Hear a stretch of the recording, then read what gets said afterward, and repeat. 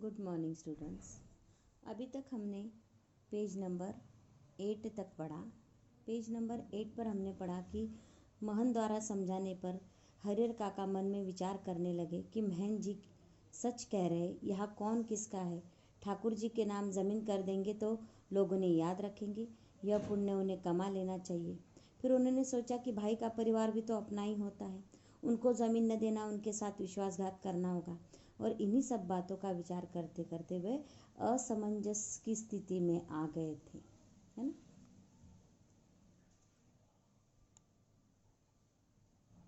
तथा हमने दो पक्ष भी देखे कि दो पक्ष यानी एक ठाकुरबाड़ी वाला पक्ष था और दूसरा पक्ष हरिहर काका के भाइयों जैसा किसान वर्ग वाला पक्ष था कि वे चाहते थे कि ठाकुरबाड़ी की जो ज़मीन है किस प्रकार से किसको मिलनी चाहिए। कि गांव में कुछ लोग धार्मिक प्रवृत्ति के थे, कुछ लोग चटोर किस्म के थे जो सुबह शाम प्रसाद के बहाने ठाकुरबाड़ी में भोजन करते थे। ये चटोर लोग हमेशा साधु संतों को प्रसन्न करने के चक्कर में रहते थे। ये सभी चाहते थे कि हरिहर काका की ज़मीन ठाकुरबाड़ी में चली जाए। इनमें से कुछ तो अपने धार्मिक संस्कारों के कारण ऐसा चाहते थे, तो कुछ अपने स्वार्थ के कारण चाहते थे। तो जो किसान वर्ग वाला था वो क्या चाहता था कि हरिहर काका के जो भाई हैं वो आखिर उनका खून है और खून के रिश्ते के साथ गद्दारी हरिहर ने नहीं करनी चाहिए और आखिरकार अपनी जो ज़मीन है वो ज़मीन हरिहर काका ने अपने भाइयों के नाम कर देनी चाहिए। परंतु ये सब सोच विचार की बातें थी और इधर महंत बिल्कुल इंतज़ार कर रहा था कि तो इस प्रकार से हमने देखा कि महंत जो है वो जिस प्रकार से मौका पाता था और हरिहर काका को हमेशा कहता था कि शुभ काम में देरी मत कर, जल्दी से जल्दी तू ठाकुरबाड़ी के नाम अपनी ज़मीन जायदाद कर दे और इससे क्या होगा, तुम्हारी आत्मा को शांति मिलेगी और तुम मरने के बाद स्वर्ग से तुम्हें लेने के लिए देवलोक से विमान आएगा। अभी चलते हम पेज नंबर 9 पर चलते हैं किस प्रकार से यहाँ। लेकिन हरिहर काका न हाँ कहते और न ना कहकर वे महन जी को दुखी करना नहीं चाहते थे, क्योंकि भाई के परिवार से जो सुख सुविधाएं उन्हें मिल रही थी वे महन जी की कृपा से ही, और हाँ तो उन्हें कहना है नहीं, क्योंकि अपनी ज़िंदगी में अपनी ज़मीन उन्हें किसी को नहीं लिखनी, इस मुद्दे पर वे जागरूक हो गए थे। यानी इस प्रकार से यहाँ पर हरिहर काका महन जी को कभी पॉजिटिव उत्तर दिया नहीं, ना हाँ कहते थे ना कहते थे, क्योंकि वो स्वयं असमंजस की स्थिति में पड़ गए थे कि ज़मीन उन्हें किसके नाम करनी है।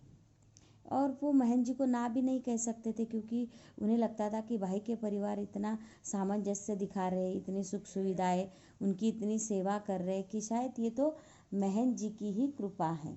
और इसलिए महन जी के प्रति जो आदर और भाव उनके दिल के अंदर उमड़ आया था वो केवल इसीलिए आया था कि उनके परिवार वाले बदल चुके थे और उनके साथ अच्छा व्यवहार कर रहे थे। पर बीतते समय के अनुसार महन जी की चिंताएं बढ़ती जा रही थी। जाल में फंसी चिड़िया पकड़ से बाहर हो गई थी। महन जी इस बात को सह नहीं पा रहे थे। महन जी को लग रहा था कि हरिहर धर्म संकट में पड़ गया है। एक और वो चाहता है कि ठाकुर जी को लिख दूं, किंतु दूसरी ओर भाई के परिवार के माया मोह में बन जाता है। इस स्थिति में हरिहर का अपहरण कर जबरदस्ती उससे लिखवाने के अतिरिक्त दूसरा कोई विकल्प नहीं। बाद में हरिहर स्वयं राजी हो जाएगा। और इस प्रकार से ये जो महंत है, महंत ने देखा कि भाई ये जो हरिहर है ना, ये हरिहर धर्म संकट में पड़ गया है। शायद वो दोनों तरफ से विचार नहीं कर पा रहा है और आखिरकार उसे ऐसा लग रहा है कि उसका जो परिवार है, परिवार की मोह माया में वो आ चुका है और शायद ये कभी ठाकुरबाड़ी के नाम ज़मीन नहीं करवाएगा, इसलिए ज़बरदस्ती करवाना ही अच्छी बात है। और इसीलिए वो क्या करता है कि एक योजना बनाता है और हरिहर काका का अपहरण कर लेता है। महन जी लड़ाकू और दबंग प्रवृत्ति का आदमी है। दबंग यानी प्रभावशाली, यानी सबके ऊपर प्रभाव जमाने वाला और लड़ने वाला यानी झगड़ने वाला आदमी था। अपनी योजना को कार्य रूप में परिणति करने के लिए वह जी जान से जुट गए। हालांकि यह सब गोपनीयता का निर्वाह करते हुए ही वह कर रहे थे। हरिहर के भाइयों को इसकी भनक तक नहीं थी और ये सब योजनाएं हरिहर काका के अपहरण की महंत ने बना दी थी और इसकी भनक, इसकी जो ये है वार्ता है, वो वार्ता ना गाँव वालों को थी ना हरिहर के भाइयों को थी। सब गोपनीयता से ये सब कुछ हो रहा था। बात अभी हाल ही की है। आधी रात के आसपास ठाकुरबाड़ी के साधु संत और उनके पक्षधर भाला, गंडासा और बंदूक से लैस एकाएक हरिहर काका के दालान पर आ धमके। हरिहर काका के भाई इस अप्रत्याशित हमले के लिए तैयार नहीं थे। इससे पहले कि वे जवाबी कार्रवाई करे और गुहार लगाकर अपने लोगों को जुटाए, तब तक आक्रमणकारी उनको पीठ पर लाद कर चंपत हो गए थे। चंपत होना यानी भाग जाना। तो इस प्रकार से ये महंत ने तो स्कीम बना दी और हरिहर काका का अपहरण करने की कोशिश की, और वो कोशिश यानी वो कामयाब भी हो गया उसमें। और उसके जो पक्षधर है, साधु संत है, उसके साथ हरिहर काका के दालान में एक रात दालान में पहुंच गए। उनके हाथों में भाला था, गंडासा था और बंदूक यानी लकड़ियाँ थी बहुत सारी।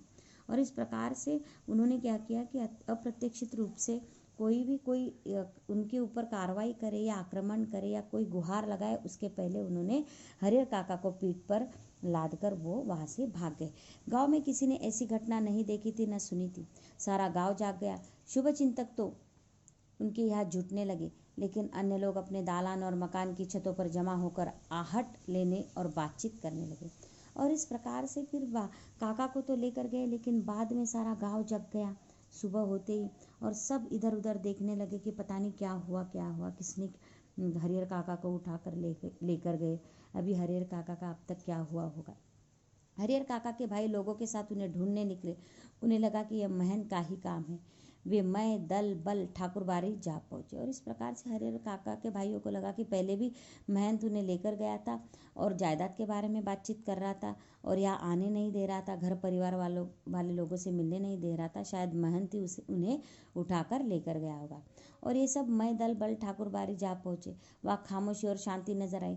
रोज के भांति ठाकुरबाड़ी का मुख्य फाटक बंद था। वातावरण में रात का सन्नाटा और सुनापन व्याप्त मिला। उन्हें लगा यह काम महंत का है नहीं, बाहर के डाकुओं का है। वे तो हरजाने की मोटी रकम लेकर ही हरिहर काका को मुक्त करेंगे।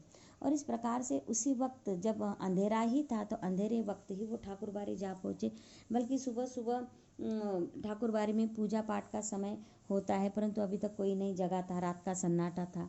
और उस वक्त उन्होंने जब इधर उधर जाकर देखा तो वहाँ पर कुछ भी चहल पहल नज़र नहीं आ रही थी। तो उनके भाइयों को लगा कि ये ठाकुरबाड़ी के महंत का काम नहीं, ये ज़रूर किसी डाकुओं का काम है, और डाकू अभी बड़ी सी रकम उनसे हासिल करेंगे और उसके बाद ही हरिहर काका को जिंदा या मुर्दा हमारे हवाले कर देंगे। खोज में निकले लोग किसी दूसरी दिशा की ओर प्रस्थान करते कि इसी समय ठाकुरबाड़ी के अंदर से बातचीत करने की सम्मिलित किंतु धीमी आवाज़ सुनाई पड़ी। सबके कान खड़े हो गए और वैसे वो जाने लगे तो ठाकुरबाड़ी के अंदर से इतने अंधेरी रात में गॉसिपिंग यानी खुसफुस करने की आवाज़ आने लगी। सबके कान खड़े हो गए। सबने कान ऐसे ऊंचे कर लिए। कान खड़े होना है ना, सतर्क हो जाना। उन्हें यकीन हो गया कि हरिहर काका इसी में है। अब क्या सोचना, यानी उन्हें अभी लग गया कि भाई इतनी रात को तो कोई ठाकुरबाड़ी में बातचीत नहीं करता, परंतु शायद ऐसा लग रहा है कि यहीं पर काका हो सकते। ठाकुरबाड़ी का फाटक पीटने लगे। इसी समय अब हम चलते हैं पेज नंबर 10 पर। इसी समय ठाकुरबाड़ी की छत से गंडे और पत्थर उनके ऊपर गिरने लगे, है ना। रोड़े और पत्थर उनके ऊपर गिरने लगे। भी तितर बितर होने लगे। अपने हथियार संभाले, लेकिन हथियार संभालने से पहले ठाकुरबाड़ी के कमरे की खिड़कियों से फायरिंग शुरू हो गई। एक नौजवान के पैर में गोली लग गई, वह गिर गया। उसके गिरते ही हरिहर काका के भाइयों के पक्षधर भाग चले। सिर्फ वे तीनों भाई बच रह गए।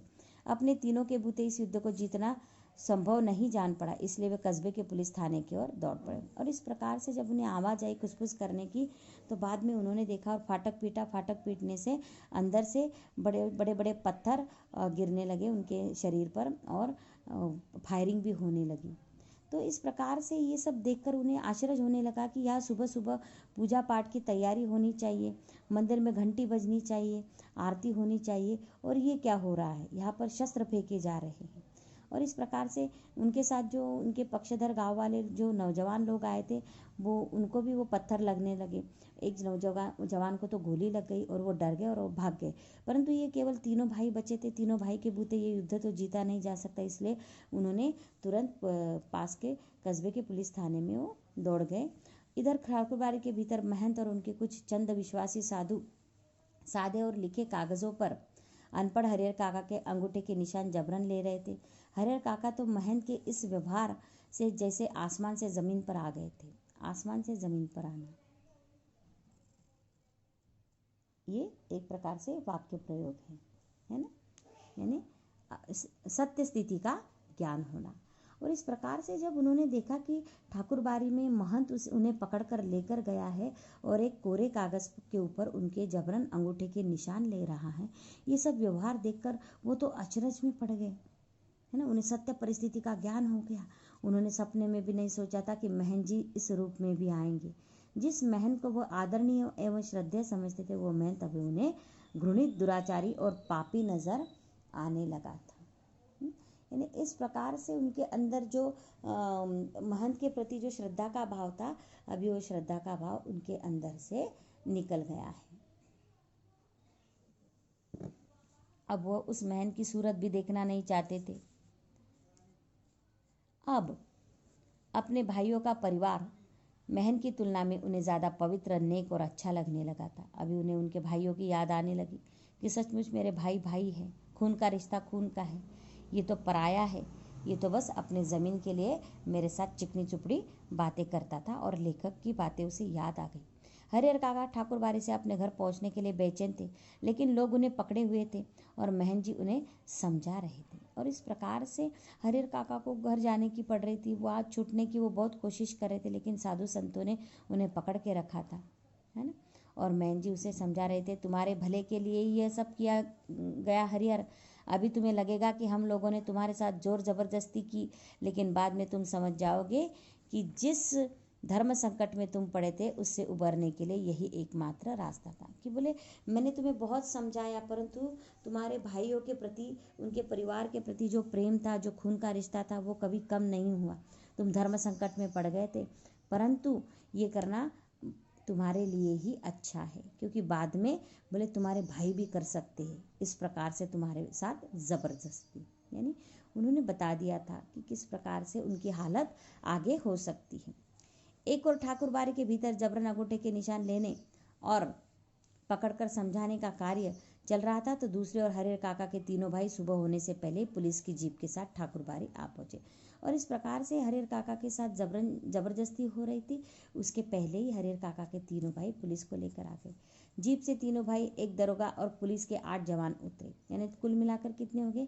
पुलिस इंचार्ज ने ठाकुरबाड़ी के फाटक पर आवाज़ लगाई, दस्तक दी, लेकिन अंदर से कोई जवाब नहीं। अब पुलिस के जवानों ने ठाकुरबाड़ी के चारों तरफ घेरा डालना शुरू किया। ठाकुरबाड़ी अगर छोटी रहती तो पुलिस के जवान आसानी से उसे घेर लेते, लेकिन विशालकाय ठाकुरबाड़ी को पुलिस के सीमित जवान घेर सकने में असमर्थ साबित हो रहे थे। यानी ठाकुरबाड़ी इतनी बड़ी थी, पुलिस तो आ गए थे, परंतु कितने थे वो तीनों भाई थे, एक दरोगा था, यानी 4, और ये 8 नौजवान थे पुलिस के, यानी कुल मिलाकर 12 थे। और ठाकुरबाड़ी इतनी बड़ी थी और ये 12 लोग बिल्कुल ठाकुरबाड़ी को उन्होंने घेर लिया था, परंतु वो असमर्थ साबित हो रहे थे, वो कम पड़ रहे थे। फिर भी जितना संभव हो सका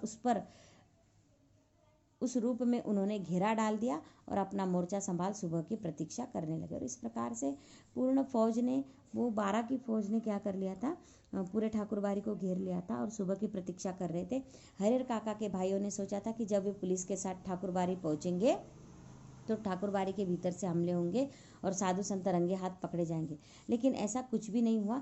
ठाकुरबाड़ी के अंदर से एक रोड़ा भी बाहर नहीं आया। शायद पुलिस को आते हुए उन्होंने देख लिया होगा। यानी जिस प्रकार से जब गांव वाले लोग और हरिहर काका के भाई ठाकुरबाड़ी पहुंचे थे हरिहर काका को ढूंढने के लिए, तो उन्होंने जिस प्रकार से पत्थर की बारिशें की थी और फायरिंग की थी, उस प्रकार से ठाकुरबाड़ी में जब वो हरिहर काका के भाई और पुलिस को लेकर वो पहुंचे तो उन्हें लगा अभी वैसा ही माहौल रहेगा। परंतु अंदर वाले जो साधु संतों बड़े चालाक किस्म के थे, महंत भी बड़ा चतुर था, तो उन्होंने क्या किया, पुलिस देखते ये सब कुछ बंद कर दिया। नहीं तो क्या होता कि हरिहर काका के भाई उन्हें रंगे हाथ पकड़ लेते। सुबह होने में अभी कुछ देरी थी, इसलिए पुलिस इंचार्ज रह रहकर ठाकुरबाड़ी का फाटक खोलने तथा साधु संतों को आत्मसमर्पण करने के लिए आवाज़ लगा रहे थे, है ना।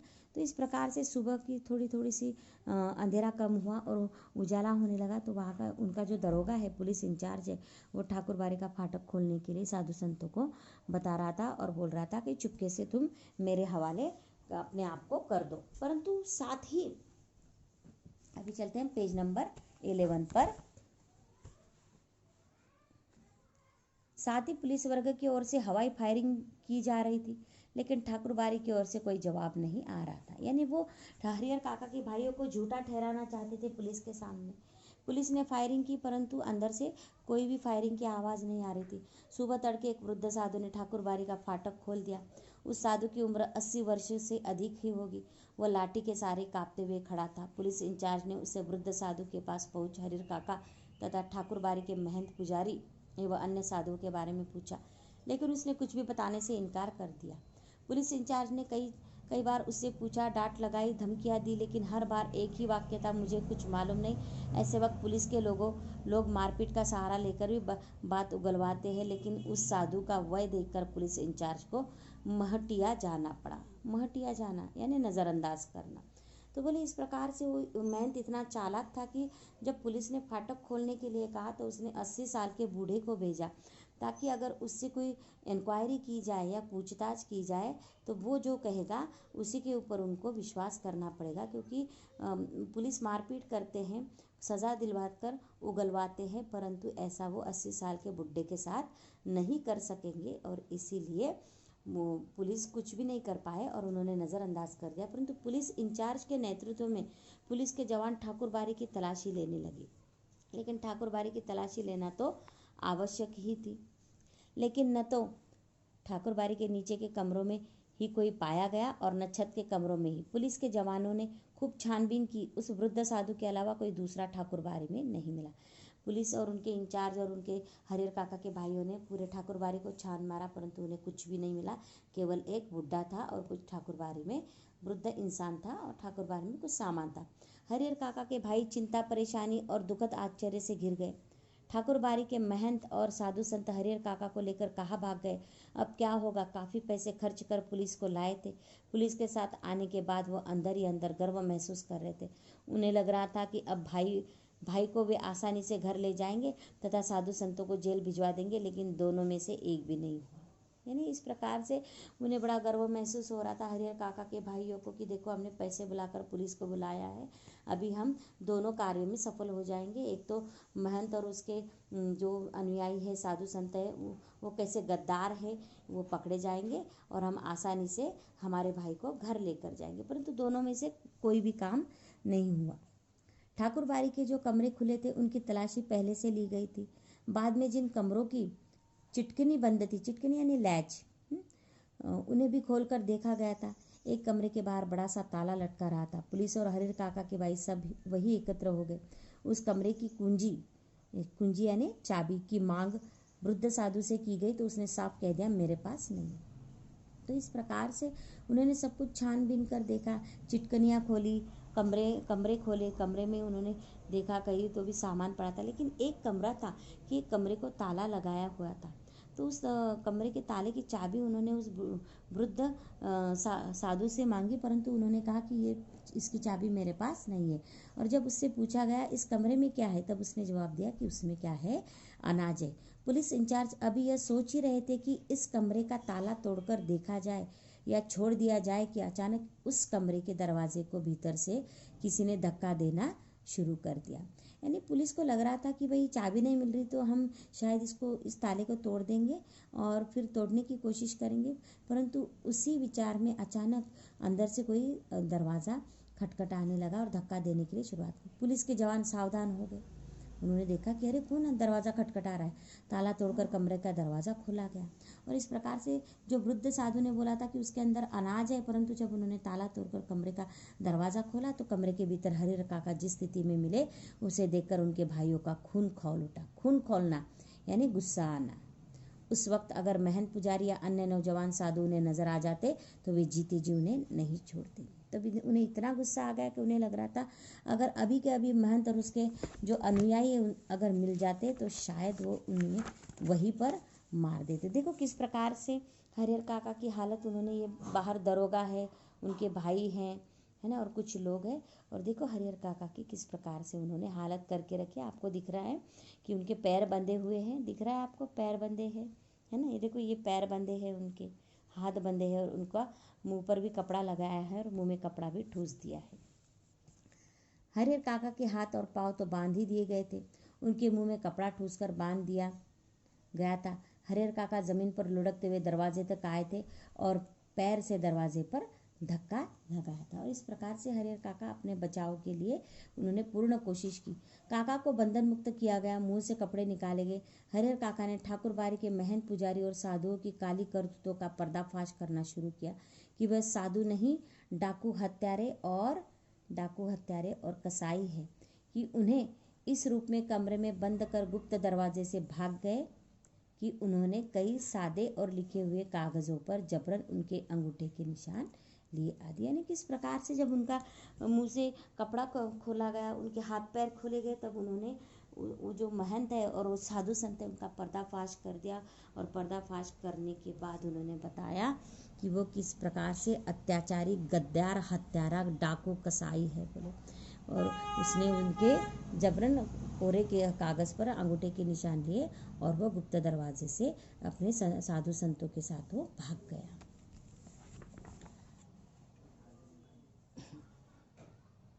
अभी हम देखते हैं कि ये जो हमने ठाकुरबाड़ी में हरिहर काका की जो हालत हुई, इसके ऊपर एक क्वेश्चन है। देखो क्वेश्चन कौन सा है कि हरिहर काका को जबरन उठा ले जाने वाले कौन थे, उन्होंने उनके साथ कैसा बर्ताव किया। ये 5th वाला क्वेश्चन है ना। तो हम इसमें बता सकते हैं पेज नंबर 12 है उसके नीचे वाला जो पैराग्राफ है कि हरिहर काका किस प्रकार से बता रहे हैं उनकी हालत ठाकुरबाड़ी के महंत ने किस प्रकार से की। तो हम बता सकते हैं कि हरिहर काका को जबरन उठा ले जाने वाले लोग ठाकुरबाड़ी के साधु संत और महंत के पक्षधर थे। वे उनको ठाकुरबाड़ी में ले गए। महंत और उनके साथियों ने हरिहर काका के साथ बुरा व्यवहार किया। उन्होंने जबरन जमीन के कागज़ों पर काका के अंगूठे के निशान दिए। वे लोग काका के हाथ पांव बांधकर मुंह में कपड़ा ठूसकर पिछले दरवाजे से भाग गए। तो इस प्रकार से ये 5th का आंसर हो सकता है ना। यहाँ से ले लो पूरा, ये जो है पेज नंबर 12, हरिहर काका के हाथ और पांव बांधे गए, है ना। तो यहाँ से लेकर यहाँ तक हम पूर्ण वो आंसर कौन सा 4th का आंसर है। ये किसका आंसर है? 4th का। अभी चलते हैं हम आगे।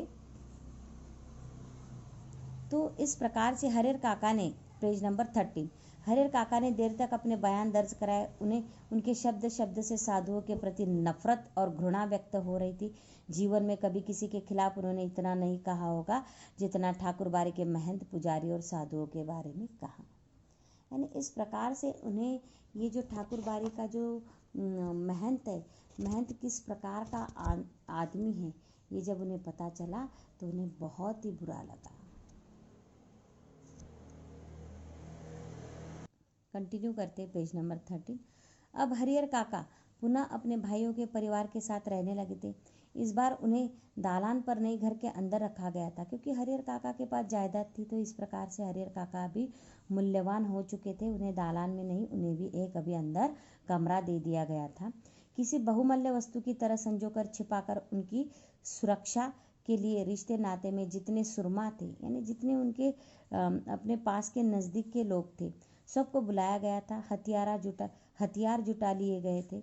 24 घंटे पहरे दिए जाने लगे थे। अगर किसी आवश्यक कार्यवश काका घर से गांव में निकलते तो 4-5 की संख्या में हथियारों से लैस लोग उनके आगे पीछे चलते रहते। रात में चारों तरफ से घेर कर सोते। भाइयों ने ड्यूटी बांट ली थी, आधे लोग सोते तो आधे लोग जाकर पहरा देते रहते थे। यानी इस प्रकार से अभी काका को उन्होंने बहुमूल्य वस्तु बना के रखी थी। उन्हें कमरे के अंदर रखा गया था। 24 घंटे उनके ऊपर पहरा लगाए रहते थे। और इस प्रकार से अगर काका को कुछ काम बाहर हो तो उनके साथ 4-5 व्यक्ति जाते थे और हाथ में हथियार लेकर जाते थे। और इस प्रकार से सुबह और रात को सभी ने ड्यूटी बांट ली थी। यानी इतना सब कुछ का भी उनके पीछे काम लग गया था हरिहर काका के लिए। इधर ठाकुरबाड़ी का दृश्य भी बदल गया था। एक से एक खूंखार लोग ठाकुरबाड़ी में आ गए थे। उन्हें देखकर ही डर लगता था। गांव के बच्चों ने तो ठाकुरबाड़ी की ओर जाना ही बंद कर दिया था। हरिहर काका को लेकर गांव प्रारंभ से ही 2 वर्गों में बढ़ गया था। इस नई घटना को लेकर दोनों तरफ से प्रतिक्रियाएं व्यक्त की जाने लगी थी। और इस प्रकार से अभी ये ठाकुरबाड़ी का जो रूप महंत ने बता दिया था, तो इसकी वजह से अभी ठाकुरबाड़ी में बच्चे भी जाना पसंद नहीं करते थे। यानी लेखक कभी कभार जाते थे तो लेखक को भी ठाकुरबाड़ी में जाना अच्छा नहीं लगता था, क्योंकि उनके वहाँ के जो साधु संत बिल्कुल उन्हें अच्छे नहीं लगते। वे लोग कई काम धंधा तो करते नहीं थे, सारा दिन लोगों को बेवकूफ़ बनाते थे। सुबह शाम ठाकुर जी का भोग लगाने के नाम पर वो अच्छा अच्छा भोजन किया करते थे, है ना। तो इस प्रकार से हरिहर काका के अपहरण के बाद पुलिस की दखल अंदाजी से महंत काफ़ी नाराज़ हो गया था। उसने विभिन्न मठों, मंदिरों और ठाकुरबाड़ी के कुख्यात साधुओं को ठाकुरबाड़ी में बुला लिया था। उनमें से किसी साधु के पास त्रिशूल होता तो किसी के पास फरसा। उन्हें देखकर बच्चों को बड़ा डर लगता था और इसलिए उन्होंने ठाकुरबाड़ी में जाना बच्चों ने बंद कर दिया था, क्योंकि महन को अपने स्वयं पर लज्जा आ रही थी कि उसने जो कार्य किया वो कार्य पूरे गांव में फैल गया है, और इसलिए कुछ अच्छा करने के लिए उसने पूरे गांव के साधु ठाकुरबाड़ी में बुला लिए थे, और इसलिए उनको वो साधुओं को देखकर बच्चे डरते थे। और इस प्रकार से ये जो काका के साथ जो ये जो घटना घटी, तो इसके लिए अभी गांव वाले दो वर्ग में बट गए थे इस घटना को लेकर, और बहुत सारी बातें होने लगी थी। और अब हरिहर काका एक सीधे साधे और भोले किसान की अपेक्षा चतुर और ज्ञानी हो चले थे। यानी यहाँ पर बताया गया है कि हरिहर काका पढ़े लिखे नहीं थे, वो अनपढ़ थे, परंतु अनुभव के कारण उन्हें सब कुछ ज्ञान होने लगा था। वह महसूस करने लगे थे कि उनके भाई अचानक उनको जो आदर, सम्मान और सुरक्षा प्रदान करने लगे, उसकी वजह उन लोगों के साथ उनका सगे भाई का संबंध नहीं बल्कि उनकी जायदाद है ना। यानी सगे भाई भी देखो पैसों के लिए किस प्रकार से व्यवहार करते हैं। यानी वहाँ पर उनका सगापन उन्होंने बाजू में रख दिया, और हरिहर काका के साथ वो इतना सुरक्षित उन्हें रखने लगे क्योंकि हरिहर काका के साथ पास पैसे थे, अन्यथा वे उनको पूछते तक नहीं। इसी गांव में जायदादीन भाई को कौन पूछता है। हरिहर काका को अब सब नजर आने लगा था। महन की चिकनी चुपड़ी बातों के भीतर की सच्चाई भी अब वह जान गए थे। ठाकुर जी के नाम पर वह अपना और अपने जैसे साधुओं का पेट पालता है, यानी उसके भाई किस किस्म के इंसान हैं। और हरिहर काका को ये भी जान गए थे कि महंत किस किस्म का इंसान है, वहाँ के साधु कैसे है, वो सब कुछ जान गए थे। उसे धर्म और परमार्थ से कोई मतलब नहीं है, निजी स्वार्थ के लिए साधु होने और पूजा पाठ करने का ढोंग रचाया है। यानी वो साधु नहीं थे, वो धार्मिक वृत्ति के नहीं थे, बस वो खाने पीने, मज़े लूटने और चोर डाकू उचक्की करने में ही वो बेहतर थे। साधु के बाने में महंत पुजारी और उनके अन्य सहयोगी लोभी, लालची और कुकर्मी हैं। और इस प्रकार से वो इतने खराब थे, इतने कुकर्म, इतने गंदे काम करते थे कि चाहे अपना उद्देश्य सफल होने के लिए, यानी अपना फ़ायदा होने के लिए, वो छल, बल और कल ये तीनों को यानी युक्ति बुद्धि को किसी भी तरह धन अर्जित कर बिना परिश्रम किए आराम से रहना चाहते थे। यानी ये तीनों तरफ से वो क्या करते थे, अत्याचार करते थे लोगों पर, और धन अर्जित प्राप्त करते थे और अच्छी तरह से रहते थे। अपने घृणित इरादों को छिपाने के लिए ठाकुरबाड़ी को इन्होंने माध्यम बनाया है। यानी वो क्या करते थे, साधु संतों का लिबास पहन के दिखावा करते थे और मात्र उन्हें वहाँ पर बुरे कर्म करते थे, और ठाकुरबाड़ी एक उनके लिए अच्छा माध्यम बन गया था। एक ऐसा माध्यम जिस पर अविश्वास न किया जा सके, है ना, बराबर है ना। यानी मंदिर में क्या चल रहा है किसको समझ में आएगा क्या? सभी तो यही सोचेंगे कि भाई मंदिर में अच्छे काम होते हैं, पूजा पाठ होती है और अच्छे लोग वहाँ पर, और बुरे लोग भी वहाँ पर जाते हैं, परंतु भगवान से डर के क्षमा मांगते, परंतु ऐसा कुछ भी वहाँ पर नहीं हो रहा था। इसलिए हरिहर काका के मन ही मन तय कर लिया कि अब महंत को वे अपने पास फटकने तक नहीं देंगे, साथ ही अपनी ज़िंदगी में अपनी जायदाद भाइयों को भी नहीं लिखेंगे, अन्यथा फिर वह दूध की मक्खी हो जाएंगे, है ना। और इस प्रकार से अभी काका ने अनुभव के ज़रिए डिसाइड कर लिया था, ना वो जायदाद महंत को देंगे ना उनके भाइयों को देंगे। अगर उन्होंने जायदाद उनके भाइयों को दे दी तो वो उन्हें क्या करेंगे, निम्न इंसान समझकर वो उन्हें हकाल देंगे, घर के बाहर निकाल देंगे। दूध की मक्खी होना यानी निम्न इंसान, निकाल कर वो फेंक देंगे। कोई उन्हें पूछेगा तक नहीं, बुढ़ापे का दुख बिताए नहीं बीतेगा। और इस प्रकार से बूढ़ा होने के बाद भी उन्हें कुछ भी नहीं हासिल मिलेगा, बस उनकी बर्बादी हो जाएगी और उनका नाम खराब कर देंगे उनके भाई, तथा उनकी जायदाद भी उनके हाथों से हासिल कर लेंगे। अभी हम चलते हैं पेज नंबर 14 पर, 14 पर। लेकिन हरिहर काका, पेज नंबर 14, लेकिन हरिहर काका सोच कुछ और रहते और वातावरण कुछ दूसरा ही तैयार हो रहा था। ठाकुरबाड़ी से जिस दिन उन्हें वापस लाया गया था उसी दिन से उनके भाई और रिश्ते नाते के लोग समझाने लगे थे कि विधिवत अपनी जायदाद वे अपने भतीजों के नाम लिख दे। वह जब तक ऐसा नहीं करेंगे तब तक महन की गिद्ध दृष्टि उनके ऊपर लगी रहेगी। सिर पर मंडरा रहे तूफान से मुक्ति पाने के लिए उनके समक्ष अब यही एकमात्र रास्ता है। यानी ये सब उन्होंने जब देखा कि हरिहर को महंत किस प्रकार से उनकी जायदाद के लिए पकड़ कर लेकर गया और उनकी जान उसने खतरे में डाल दी, ये सब देखकर आजू बाजू के लोग तथा उनके परिवार वाले तथा उनके जो नाते संबंधी वो कहते थे कि अभी तुम जान दो, इतना सारा तुम्हें सुरक्षा के लिए इतने सारे लोग तुम्हारे आगे पीछे घूम रहे हैं, तुम्हें एक बहुमूल्य वस्तु की तरह संजो कर रख रहे, तो ये यानी तुम्हारे लिए एक प्रकार से खतरा ही है। यानी महंत कभी भी तुम्हारे ऊपर क्या कर सकता है, आक्रमण कर सकता है। इससे अच्छा है कि उसकी गिद्ध दृष्टि से तुम्हें बचना है तो तुम क्या करो कि विधिवत अपनी जो जायदाद है अपने भाई और भतीजों के नाम कर दो, क्योंकि ये अब एक ही रास्ता तुम्हारे पास बचा है। सुबह दोपहर शाम रात गए तक यही चर्चा, लेकिन हरिहर काका साफ नकार जाते, कहते मेरे बाद तो मेरी जायदाद इस परिवार को स्वतः मिल जाएगी, इसलिए लिखने का कोई अर्थ नहीं। महन ने अंगूठे के जो जबरन निशान लिए हैं उसके खिलाफ मुकदमा हमने किया ही है। तो फिर भी हरिहर काका नहीं मान रहे थे, बोले कि जाने दो, जो हुआ सो हुआ, मुझे उसका कोई गम पछतावा नहीं है। मैं साफ इनकार करता हूँ कि मैं जायदाद भाइयों के या भतीजे के नाम भी नहीं करूँगा, क्योंकि मरने के बाद तो अपने आप उनके नाम ही जायदाद जाने वाली है। और रही महंत वाली बात, तो मैंने बोले कोर्ट में उसके खिलाफ मुकदमा कर दिया है, उसे बराबर उसकी सज़ा मिलेगी, क्योंकि उन्होंने कोरे कागज़ पर मेरे जबरन अंगूठे के निशान ले लिए। भाई जब समझाते समझाते हार गए तब उन्होंने डांटना और दबाव देना शुरू किया। ये लो अभी क्या होता है कि जिस प्रकार से महंत ने हरिहर काका के साथ किया था, उसी प्रकार से उसके जो अपने खून वाले हैं, अपने रिश्तेदार, अपने भाई, अपने परिवार वाले, वह भी उनके साथ वही सलूक करने लगे। लेकिन काका इस रास्ते से भी राजी नहीं हुए। स्पष्ट कह दिया कि अपनी ज़िंदगी में वह नहीं लिखेंगे। बस एक रात उनके भाइयों ने वही रूप धारण कर लिया जो रूप महंत और उनके सहयोगियों ने धारण किया था। हरिहर काका को अपनी आंखों पर विश्वास नहीं हुआ, और इस प्रकार से जो महंत ने किया उसी प्रकार से हरिहर काका के भाइयों ने किया, और हरिहर काका को विश्वास नहीं हो रहा था कि उनके ही खून वाले, उनके ही खून के पैसे हो गए। उनके वही अपने सगे भाई जो उनकी सेवा और सुरक्षा में तैयार रहते थे, उन्हें अपना अभिन्न समझते थे, जो उनकी नींद ही सोते और जागते थे, हथियार लेकर उनके सामने खड़े थे, कह रहे थे सीधे मन से कागज़ों पर जहाँ जहाँ ज़रूरत है अंगूठे के निशान बनाते चलो, अन्यथा मार कर यही घर के अंदर गाड़ देंगे, गांव के लोगों को कोई सूचना तक नहीं मिल जाएगी। यानी इस प्रकार से भाई भी धमकी देने लगे कि चुपचाप से तुम जबरदस्ती अपने अंगूठे के निशान ये कागज़ों पर कर दो, ये वसीयत पर कर दो, वरना तुम्हें यहीं पर मार देंगे और तुम्हारे खटिया के नीचे ही तुम्हें गाड़ देंगे, है ना। यानी वही बात हुई, दोनों ने सेम किया कि नहीं। अगर पहले वाली बात होती तो हरिहर काका डर जाते।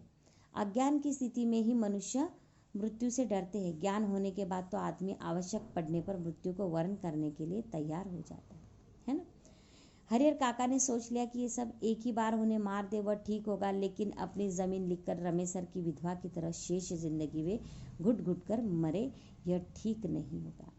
अभी जब महंत उन्हें पकड़कर ले गए तो वो अज्ञान की स्थिति थी, उन्हें मालूम नहीं था कि उसके मौत के लोग प्यासे हैं, परंतु उन्हीं के साथ उनके भाइयों ने भी वही व्यवहार किया।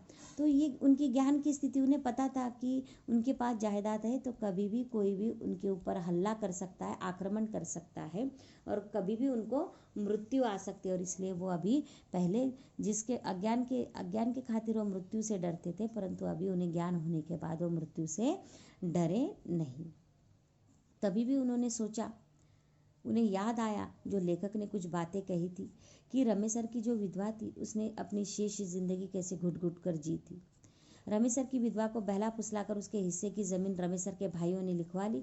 शुरू में तो उसका खूब आदर मान किया, लेकिन बुढ़ापे में उसे दोनों जून यानी सुबह शाम खाना देते उन्हें अखेरने लगा। अंत में तो उसकी वह दुर्गति हुई कि गाँव के लोग देखकर सिहर जाते। सिहर जाना यानी कांपना, डरना। हरिहर काका को लगता है कि अगर रमेसर की विधवा ने अपनी ज़मीन नहीं लिखी होती तो अंत समय तक लोग उसके पाँव पखारते, यानी उसके पैर के नीचे रखते। यानी इस प्रकार से यहाँ पर रमेसर की विधवा की याद आए कि रमेसर की विधवा यानी रमेसर मरने के बाद उसने अपने सगे संबंधियों को, देवरों को अपनी जायदाद दे दी।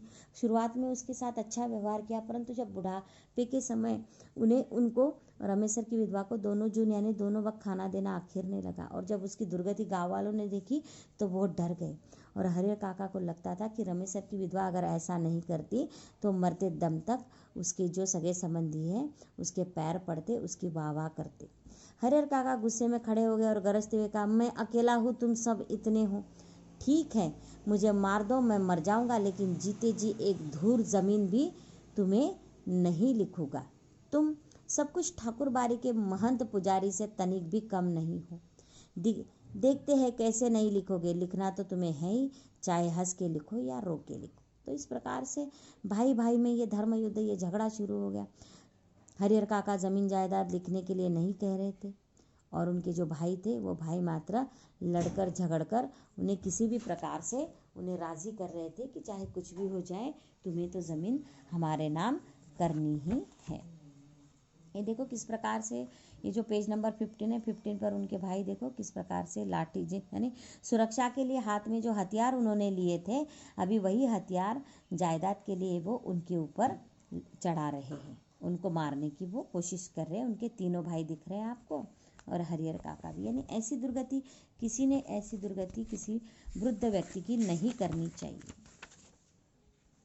हरिहर काका के साथ उनके भाइयों की हाथापाई शुरू हो गई। हरिहर काका अब उस घर से निकलकर बाहर गांव में भाग जाना चाहते थे, लेकिन उनके भाइयों ने उन्हें मजबूती से पकड़ लिया था। प्रतिकार करने पर अब वे प्रहार भी करने लगे थे। अकेले हरिहर कई लोगों से जूझ सकने में असमर्थ थे। फलस्वरूप उन्होंने अपनी रक्षा के लिए खूब जोर जोर से चिल्लाना शुरू कर दिया। अब भाइयों को चेत आया कि मुंह तो उन्हें पहले ही बंद कर देना चाहिए था। और इस प्रकार से दोनों पक्षों में हाथापाई होने लगी और हाथापाई होते होते हरिहर काका स्वयं को छुड़वाने की कोशिश कर रहे थे और इसी छुड़वाने में उन्होंने जोर से एक गुहार लगाई, जो गुहार उनकी बाहर तक पहुंच गई, लोगों तक पहुंच गई। और तब उनके भाइयों को चेत आया, ज्ञान आया कि मुंह तो उसका पहले से ही कपड़ा ठूसकर बंद कर देना चाहिए था, परंतु अभी कोई फायदा नहीं। उन्होंने तत्क्षण उन्हें मुंह में कपड़ा ठूस दिया, लेकिन ऐसा करने से पहले ही काका की आवाज़ गाँव में पहुँच गई थी। टोला पड़ोस के लोग दालान में जुटने लगे थे। ठाकुर बाड़ी के पक्षधरों के माध्यम से तत्काल यह खबर महन जी तक भी चली गई थी और ये खबर महन तक फटाफट से साधु संतों ने पहुंचा दी कि जो सलूक हमने किया था हरिहर काका के साथ, वही सलूक हरिहर काका के भाइयों ने किया। लेकिन वहाँ उपस्थित हरिहर काका के परिवार और रिश्ते नाते के लोग गांव के लोगों को समझा देते कि अपने परिवार का निजी मामला है, इससे दूसरों को क्या मतलब। लेकिन महन जी ने वह तत्परता और फुर्ती दिखाई जो काका के भाइयों ने भी नहीं दिखाई थी। वह पुलिस की जीप के साथ आदम के। यानी ये जब सब बातें बाहर वालों ने देखी और बाहर वालों ने उन्हें रोकने की कोशिश की तो उनके भाइयों ने बता दिया, देखो ये हमारा आपसी मामला है, इसमें आप ना ही अपना हाथ डालो ना या मुंह खुपसाने की कोई ज़रूरत है, बोले आप निकल जाओ बोले। परंतु महंत ने ऐसा नहीं किया। महंत को जब ये बात पता चली तो तुरंत पुलिस के पास गया और पुलिस की जीप गाड़ी में वो बैठ के हरिहर काका के घर आया। पुलिस आने के बाद निजी मामले का सवाल खत्म हो गया। अभी पुलिस आ गई तो पुलिस ने स्वयं देख लिया कि उनके भाई जो हरिहर काका को किस प्रकार से मार रहे थे, डांट डपट रहे थे जायदाद के लिए। तो अभी ये मामला पारिवारिक नहीं रहा, तो ये मामला कैसा हो गया, सामाजिक हो गया, ये निजी मामला नहीं रहा। तो इसलिए अभी सवाल खत्म हो गया। अभी पुलिस आ गई और लोग भी वहाँ पर जमा हो गए। घर की तलाशी शुरू हुई। फिर हरिहर काका को उसमें भी बदतर हालत में बरामद किया गया, जिस हालत में ठाकुर बाड़ी से उन्हें बरामद किया गया था। यानी देखो ठाकुर बाड़ी में भी तो उनकी अवस्था अच्छी थी, महंत ने इतना अत्याचार उसके साथ नहीं किया था, लेकिन उनके सगे भाइयों ने उससे भी खराब सलूक हरिहर काका के साथ किया था। बंधन मुक्त होने और पुलिस की सुरक्षा पाने के बाद उन्होंने बताया कि उनके भाइयों ने उनके साथ बहुत जुल्म अत्याचार किया है, कि जबरन अनेक कागज़ों पर उनके अंगूठे के निशान लिए है, कि उन्हें खूब मारा पीटा है, कि उनके कोई भी दुर्गति बाकी नहीं छोड़ी है, कि अगर और थोड़ी देर तक पुलिस नहीं आती तो वह उन्हें जान से मार देती। और फिर यहाँ पर पुलिस को बयान दे दिया हरिहर काका ने कि देखो मेरे भाइयों ने एक कागज़ पर नहीं, बहुत सारे कागज़ों पर मेरे अंगूठे के निशान लिए और मेरी दुर्गति बहुत ख़राब की है। बोले उन्होंने मुझे बहुत मारा पीटा है, मुझे लहूलुहान कर दिया है। बोले अगर पुलिस आप थोड़ी देर बाद अगर आते ना तो शायद मैं यहाँ मरा पड़ा रहता। बोले हरिहर काका के पीठ, माथे और पाँव पर कई जगह जख्म के निशान उभर आए थे। वह बहुत घबराए हुए से लग रहे थे। काँप रहे थे, अचानक गिरकर बेहोश हो गए। ना वृद्ध इंसान कितना सहन करेगा। वो अपने परिवार वाले इतना खराब सलूक व्यवहार उनके साथ कर रहे, तो वो तो बेहोश ही हो जाएंगे। मुंह पर पानी छिटक कर उन्हें होश में लाया गया। भाई और भतीजे तो पुलिस आते ही चंपत हो गए यानी निकल जाना। पुलिस की पकड़ में रिश्ते के 2 व्यक्ति आए, रिश्ते के शेष लोग भी फरार हो गए। और इस प्रकार से जितने उन्होंने हरिहर काका की सुरक्षा के लिए जितने नाते संबंधी मुस्तैद किए थे, उसमें से बाकी सब कुछ फरार हो गए और केवल 2 व्यक्ति उनके हाथ में आ गए और उनके भाई। हरिहर काका के साथ घटी घटनाओं में अब यह तक सबसे अंतिम घटना है। यानी कौन सी अंतिम घटना घटी थी? उनके परिवार वालों ने जो उनके साथ बदसलूक किया था। इस घटना के बाद काका अपने परिवार से एकदम अलग रहने लगे हैं। उनकी सुरक्षा के लिए राइफलधारी पुलिस के 4 जवान मिले हैं। हालांकि इसके लिए उनके भाइयों और बहन की ओर से काफ़ी प्रयास किए गए। यानी अभी काका बिल्कुल मौन का पालन करने लगे। काका किसी से बात भी नहीं करते थे। काका की सुरक्षा के लिए पुलिस के नौजवान आ चुके थे, परंतु फिर भी उनके भाई और महंत बहुत कोशिशें कर रहे थे कि उन्होंने जो गलती की है उस गलती किस प्रकार से वो सुधार सके। असल में भाइयों को चिंता थी कि हरिहर अकेले रहने लगेंगे, तब ठाकुरबाड़ी के महंत अपने लोगों के साथ आकर पुनः उन्हें ले भागेंगे। और यह चिंता महंत जी को भी थी कि हरिहर को अकेला और असुरक्षित पा उनके भाई पुनः उन्हें धर दबोचेंगे। इसलिए जब हरिहर काका ने अपनी सुरक्षा के लिए पुलिस की मांग की, तब नेपथ्य में रहकर ही उनके भाइयों ने और महंत जी ने पैरवी लगाई और पैसे खर्च कर उन्हें पूरी सहायता पहुंचाई। अभी ये जो दोनों पक्ष के लोग हरिहर काका के पीछे लगे थे, उनके भाई भी और महंत भी, उन्हें एक दूसरे पर शंका थी कि अगर हरिहर काका के भाइयों को लगता था कि अगर हमारी नज़र चूक गई तो शायद महंत उन्हें पकड़कर फिर से उन्हें मारने की कोशिश करेगा। तो महंत को लगता था कि अगर मेरी नज़र चूक गई तो शायद उनके भाई फिर से पकड़कर उन्हें मार डालेंगे। तो इस प्रकार से फिर दोनों ने तय किया क्यों ना हम पैसा खर्च करके हरिहर काका की कुछ सहायता करें, यानी उन्हें पुलिस की सुरक्षा में रखें। यह उनकी सहायता का ही परिणाम है कि एक व्यक्ति की सुरक्षा के लिए गांव में पुलिस के 4 जवान तैनात कर दिए गए। और इस प्रकार से गांव के जो 4 नौजवान हैं, वो 4 नौजवान हरिहर काका के सुरक्षा के लिए तैनात किए गए, क्योंकि उनके भाई कमज़ोर पड़ गए थे। उनके भाइयों ने उनकी सुरक्षा नहीं बल्कि उन्हें असुरक्षित रखा था। जहाँ तक मैं समझता हूँ फिलहाल हरिहर काका पुलिस की सुरक्षा में रहे ज़रूर रहे, लेकिन वास्तविक सुरक्षा ठाकुरबाड़ी और अपने भाइयों की ओर से ही मिल रही है। यानी देखो अभी वो सुधर गए। यानी पुलिस तो सुरक्षा दे ही रहे हैं, परंतु ज़्यादा रक्षा उनकी कौन कर रहे हैं? महंत और महंत के अनुयायी और ठाकुरबाड़ी के लोग तथा हरिहर काका के परिवार वाले। ठाकुरबाड़ी के साथ साधु संत और काका के भाई इस बात के प्रति पूरी तरह सतर्क है कि उनसे कोई गांव का कोई अन्य हरिहर काका के साथ जोर जबरदस्ती न करने पाए। साथ ही अपना सद्भाव और मधुर व्यवहार प्रकट कर पुनः उनका ध्यान अपनी ओर खींच लेने के लिए दोनों दल प्रयत्नशील है। यानी वो सतर्क रहते थे कि जिस प्रकार से हमने जो काका के साथ व्यवहार किया है, तो गाँव वाले में से कोई उनके साथ ऐसा व्यवहार न करे। और वो सतत हमेशा अब अभी उन्होंने अपना व्यवहार बदल लिया था, मीठा व्यवहार बना दिया था। वे लोगों के साथ भी अच्छे रहते थे और काका के साथ भी अच्छे रहने की कोशिश कर रहे थे और काका को अपनी ओर खींचने की कोशिश कर रहे थे। गांव में एक नेताजी हैं, वह न तो कोई नौकरी करते हैं और न खेती गृहस्थी, फिर भी 12 महीने मौज उड़ाते रहते। राजनीति की जादुई छड़ी उनके पास है। उनका ध्यान हरिहर काका की ओर जाता है। वह तत्काल गाँव के कुछ विशिष्ट लोगों के साथ उनके पास पहुँचते हैं और यह प्रस्ताव और जाता है वो और रखते हैं कि उनकी ज़मीन में हरिहर उच्च विद्यालय नाम से एक हाई स्कूल खोला जाए। इससे उनका नाम अमर हो जाएगा, उनकी ज़मीन का सही उपयोग होगा और गांव के विकास के लिए एक स्कूल मिल जाएगी। लेकिन हरिहर के ऊपर तो अब कोई भी दूसरा रंग चढ़ने वाला नहीं था। नेताजी भी निराश होकर लौट गए। अब आपको तो मालूम है पॉलिटिशियन किस प्रकार के होते हैं, कि एक पॉलिटिशियन उस गाँव में भी था, एक नेता।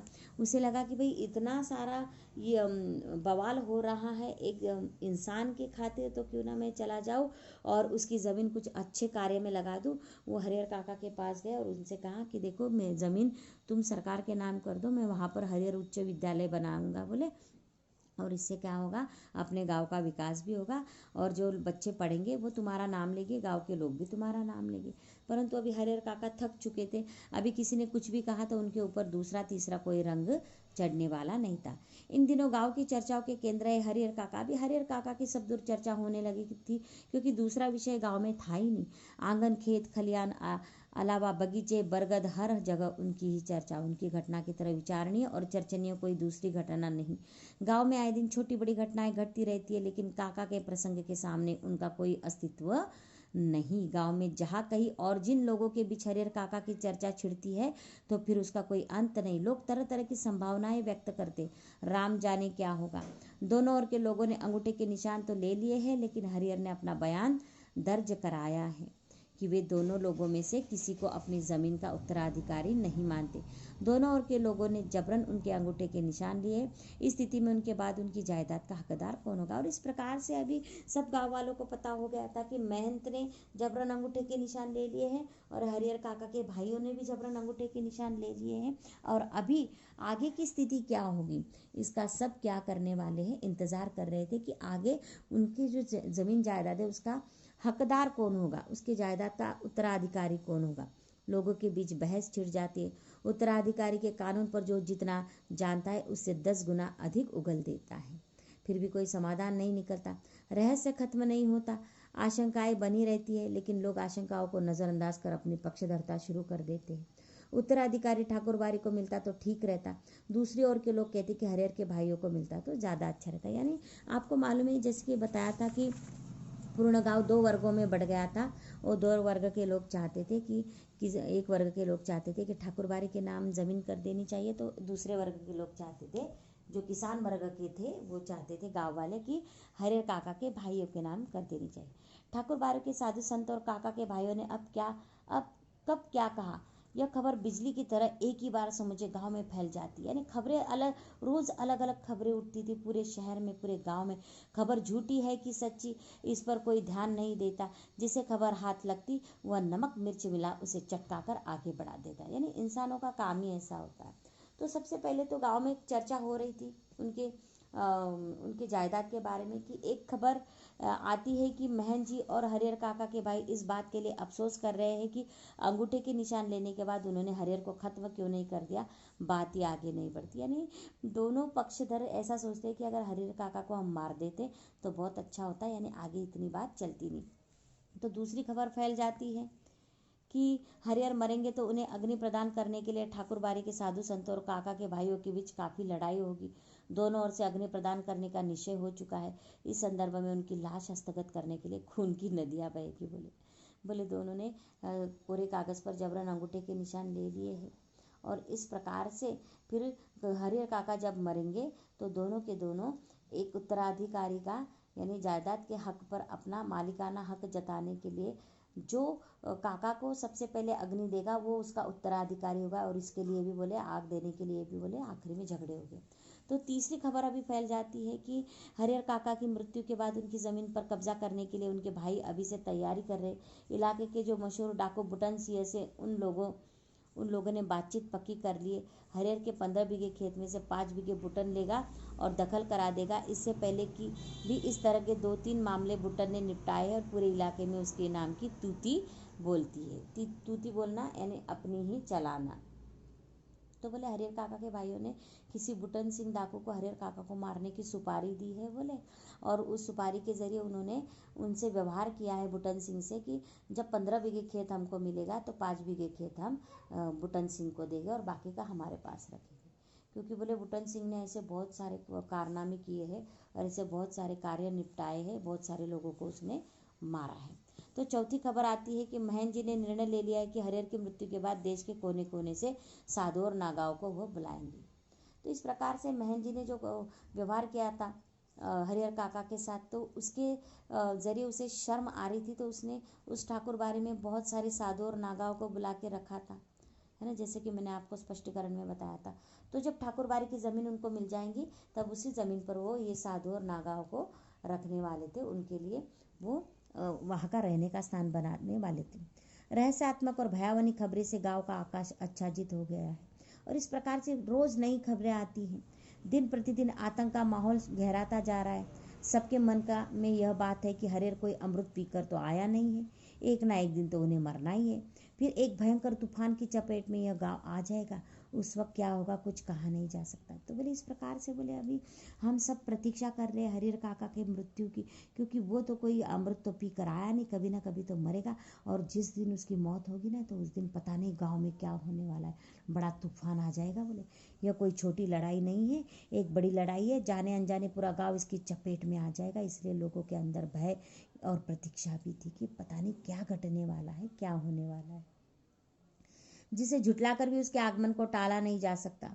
और हरिहर काका वह तो बिल्कुल मौन हो अपनी जिंदगी के शेष दिन काट रहे थे। और हरिहर काका ने तो जैसे मौन पकड़ लिया था। अरे आपको पता है कि हरिहर काका ने क्यों मौन पकड़ लिया था?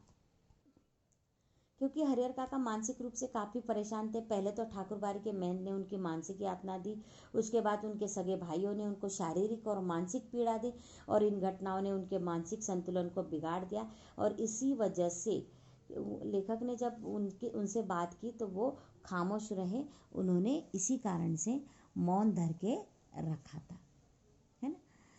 एक नौकर रख लिया है, वही उन्हें बनाता खिलाता है। उनके हिस्से की ज़मीन में जितनी फसल आती है उससे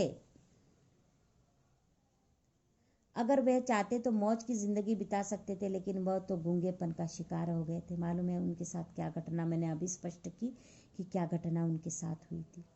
महंत और उनके भाइयों ने क्या किया था। कोई बात कहो, कुछ पूछो, कोई जवाब नहीं। खुली आंखों से बराबर आकाश को निहारा करते रहते।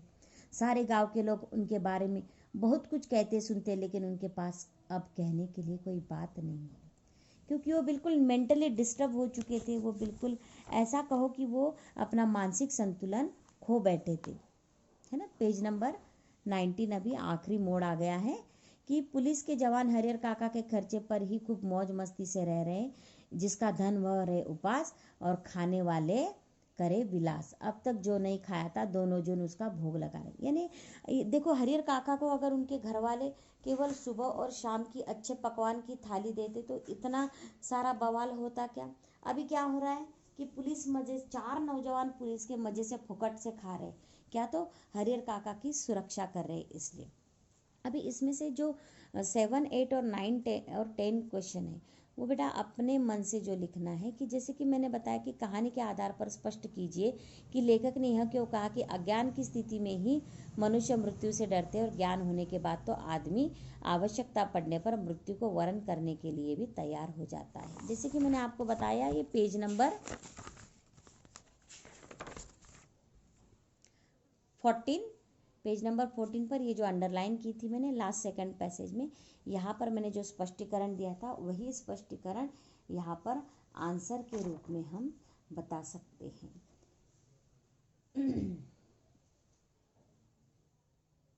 कि हम अपने राय में बता सकते हैं कि लेखक ने इसलिए कहा क्योंकि हरिहर काका वाली स्थिति में फंसा हर आदमी जानता है कि बार बार की मौत से अच्छी एक बार की मौत होती है। काका जानते थे कि एक बार ज़मीन उन्होंने भाइयों के नाम लिख दी तो भी उनकी ज़िंदगी नरक होने वाली है, अतः उन्होंने इनकार कर दिया और मौत से टकराने के लिए वे तैयार हो गए, क्योंकि उन्हें पता था कि कभी भी मेरे जान को खतरा है। हरिहर काका की इसी मनस्थिति के कारण लेखक ने उक्त कथन कहा है कि अज्ञान की स्थिति में ही मनुष्य मृत्यु से डरता है, परंतु ज्ञान होने के बाद तो आदमी आवश्यकता पड़ने पर मृत्यु को वरण करने के लिए तैयार हो जाता है ना। तो यहाँ तक हमने ये सब देख लिया, परंतु जो अगले 8, 9 और जो 10 क्वेश्चन है वो अपने राय से हमें लिखने हैं। हम अपनी तरफ से लिख सकते हैं कि देखो यहाँ पर बताया है कि समाज में 8 क्वेश्चन, रिश्तों की क्या अहमियत है, इस विषय पर अपने विचार प्रकट कीजिए। यानी रिश्तों के बारे में बताना है कि देखो इस प्रकार से हरिहर काका के साथ जो रिश्तेदार उनके साथ व्यवहार करते तो वैसा रहना अच्छा है क्या। तो समाज में रिश्तों की अहम भूमिका होती है। रिश्तों से ही व्यक्ति समाज में मान सम्मान पाता है। रिश्तों के कारण ही समाज में व्यक्ति विशेष की भूमिका निर्धारित होती है। अपने पराये की पहचान रिश्तों के कारण ही होती है। एक परिवार के सदस्य एक दूसरे के सुख दुख में काम आते हैं तो इसमें खून के रिश्तों की ही अहमियत है। पारिवारिक सदस्य अगर किसी वजह से एक दूसरे से अलग भी हो जाए तो भी उनमें आपसी प्रेम का भाव बना रहता है। कहा जा सकता है कि समाज में रिश्तों की भूमिका महत्वपूर्ण है। और इस प्रकार से ये 8 का आंसर आप लिख सकते हैं। 9वां क्वेश्चन जो है कि यदि आपके आसपास हरिहर काका जैसी हालत में कोई हो तो आप उसकी किस प्रकार से मदद करेंगे। तो आप अपनी राय से लिख सकते हैं कि आपके पड़ोस में अगर ऐसा ही हो रहा है किसी वृद्ध इंसान के साथ, तो आप किस प्रकार से उनकी सहायता कर सकते हैं। तो हम लिख सकते हैं कि यदि हमारे आसपास हरिहर काका जैसी हालत में कोई हो तो हम उसके पास बैठकर उससे बातें कर सकते हैं। प्रतिदिन कुछ समय निकालकर उससे बातें करने की कोशिश करें। हो सकता है कि किसी दिन वह उनके ऊपर जो अत्याचार हो रहा है तो वो अत्याचार वो खुलकर हमें बताए, हमसे बात करना शुरू कर दे। हम उसके साथ खाने पीने की वस्तुएं बांट सकते हैं, उसके पसंद की कोई वस्तु दे सकते हैं, हंसी मजाक की बातें कर सकते हैं और उन्हें हंसाने की कोशिश भी कर सकते हैं। उसके बाद जो 10वां क्वेश्चन है कि हरिहर काका के गांव में यदि मीडिया की पहुंच होती तो उनकी क्या स्थिति होती, अपने शब्द में लिखिए। यानी कैमरे वाले जाते तो क्या करते। मालूम है आपको कि पहले से ये बात पूर्ण उनकी पोल खुल जाती, उनके भाइयों की और बहन की भी, कि हरिहर काका के गांव में यदि मीडिया की पहुंच होती तो वे इस स्थिति में नहीं होते। उनकी ऐसी हालत होने से पहले ही ठोस समाधान निकाल लिया जाता। बहन द्वारा दुर्व्यवहार होते ही हरिहर काका को मीडिया खबरों में ला लेते और खबरों में आने के बाद उनके भाइयों की हिम्मत नहीं होती कि उनके साथ ऐसा बर्ताव करते। अगर उनके भाई उनके साथ ऐसा व्यवहार न करते तो उनकी यह हालत नहीं होती, उनको जीवन जीने का आसान तरीका मिल जाता और उनकी जीवन जीने की जिजीविषा बढ़ जाती। तो इस प्रकार से आज ये संचयन पाठ से जो पहली कहानी हरिहर काका यहाँ पर समाप्त होती है प्रश्न उत्तर के स्पष्टीकरण के साथ।